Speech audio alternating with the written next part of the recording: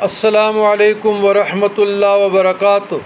اللہم صلی علی سیدنا محمد وعلی آل سیدنا محمد افضل صلواتک وعدد معلوماتک وبارک وسلم۔ جزا اللہ عنا سیدنا محمد صلی اللہ علیہ وسلم وآلہ رضیت باللہ ربا وبالاسلام دینا وبمحمد صلی اللہ علیہ وسلم نبیا رسولا۔ مناجات لطائف کے بعد پھر اس کے بعد اللہ آپ کا بھلا کرے سالکین کرام، اذکار لطائف و اسباق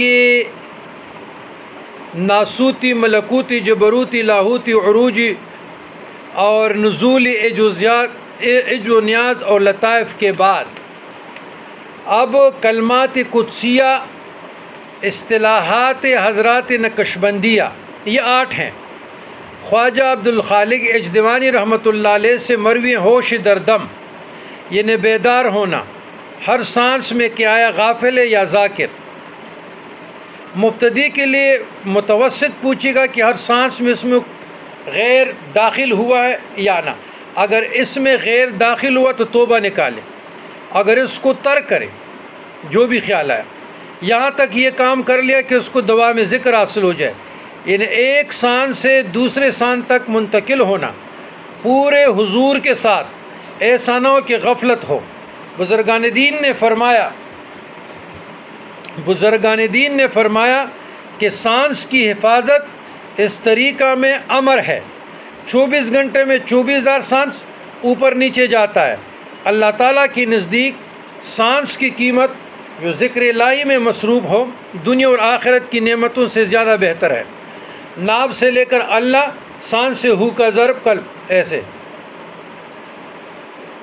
وقوفی زمانی عددی دونوں کے ساتھ پڑھ سکتے ہیں۔ دوسرا، نظر برقدم، سالک کو چاہیے کہ گھر اور صحرا کو آنے جانے میں نظر قدم پر ہو تاکہ نظر پراگندہ نہ ہو، اس لیے اس کی وجہ سے بیشبہا موتی جو سانس سے نکلتے ہیں اس کو نقصان نہ پہنچے۔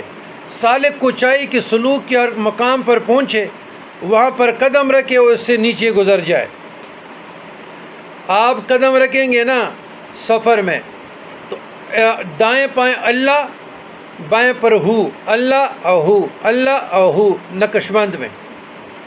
نمبر 3، سفر در وطن، سالک جب طبیعت بشری سے سفر کر لیا، صفات ملکوتی کو اور بدخلق سے نیک خلق کو، تو اپنے نفس سے پوچھے کہ آیا اس میں مخلوق کی محبت باقی ہے یا نہیں۔ اگر کوئی چیز باقی ہے تو توبہ نکالیں اور کلمہ طیبہ پڑھے تاکہ لا الہ پر نفی ما سوا اللہ کرے اور الا اللہ پر ثبوت موجود حقیقی کرے۔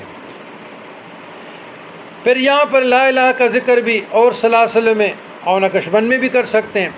سا لیتے ہیں لا الہ، سا لے لیا، اندر کی طرف الا اللہ، لا الہ الا اللہ کا ضرب اس پہ لگائیں، وقوفی زمانی عددی دونوں۔ 4، خلوت در انجمن، سالک کا دل ہر وقت اللہ کے ذکر میں مشغول ہو، خواہ تدریس یا کھانے پینے کڑے میں ہونے ہو یا بیٹھنے میں، حرکت میں ہو یا سکون حالت میں ہو، جیسا کہ اللہ تعالیٰ فرماتا ہے خاص بندے ایسے ہیں جن کو تجارت خرید و فروخت میں ذکر سے غافل نہیں کر سکتا۔